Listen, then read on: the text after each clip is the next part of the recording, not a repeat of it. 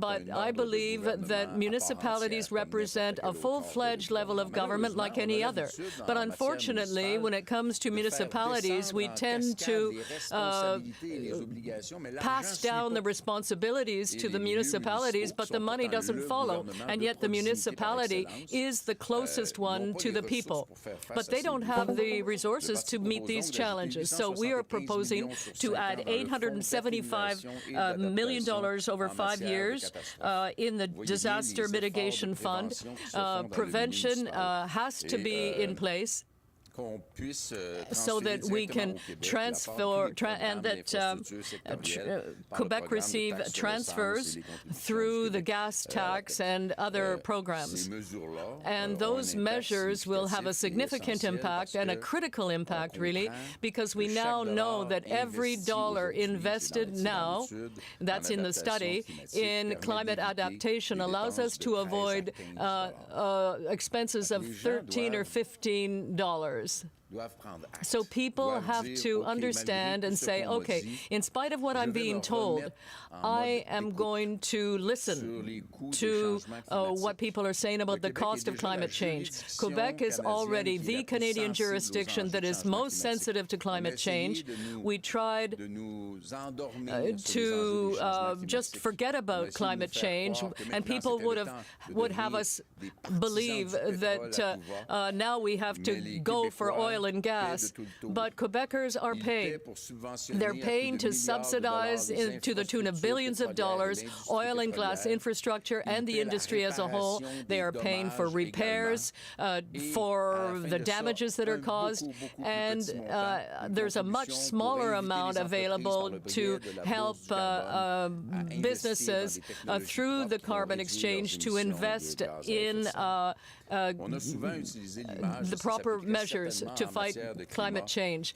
And when it comes to climate, I think it's easier to put your head in the sand, to bury your head in the sand, and that's what we're seeing among the Conservatives and Liberals. And they are, like the Conservatives now, supporting oil.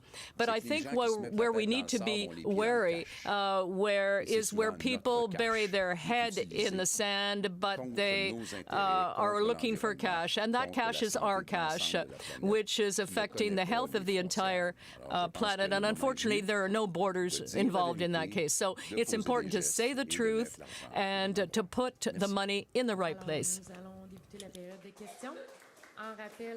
Une question de suivi pour les journalistes. Merci de vous nommer ainsi que le média que vous représentez. Bonjour, M. Blanchet. Hello, Mr. Blanchet. La Tribune. This is your second time in the area in this campaign, and with the advanced polls that began yesterday, how do you assess your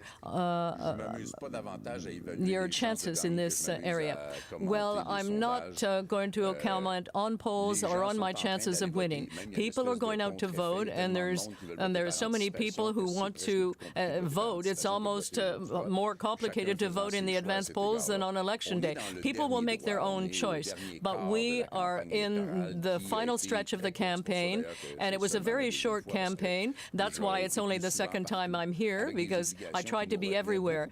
And we had to be in Montreal spend quite a bit more time in Montreal this time. So I will let candidates run their own campaign, and we are still showing the same energy and enthusiasm as we did at the beginning of the campaign. So looking at what's happening on the ground, I think we have every reason to smile. Given the importance of the environment in Estrie and in Magog, do you believe that your announcements today will allow you to turn the corner and receive more support?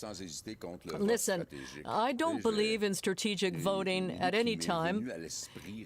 And recently, when I came into the Bloc, people were saying obsessively as though this would kill the Bloc Québécois. Are you in favor of the Bloc? Are you working for independence or the Quebec interests? It had to be one or the other. And I said, no, the Bloc is working for independence and the interests of Quebec. So when it's about voting with your heart or voting with your head, what is preventing you from voting with both? Why can't you say, okay, Canada seems to have chosen Mr. Carney as Prime Minister, but we can have people who are capable of collaborating with the Liberals and having people who are able to be intransigent but being reasonable in talking about the difference with the Quebec economy. And another subject that they tried to move away from the campaign was Quebec culture, Quebec arts and culture, the French language, which once again nobody wanted to talk about. And the intense desire on the part of Mr. Carney to tackle Bill 96 and Bill 21, saying, I'm against the notwithstanding clause before we vote on something and even after. So a lot of subjects were set aside. So perhaps it takes a bit more courage sometime to say, we're facing a challenge, but we're going to talk about what things cost. We're going to talk about real issues. And I think that will be the case in Estrie, but in fact right across Quebec. And people will say, look, maybe they tried to pull a fast one on us, but the difference is that,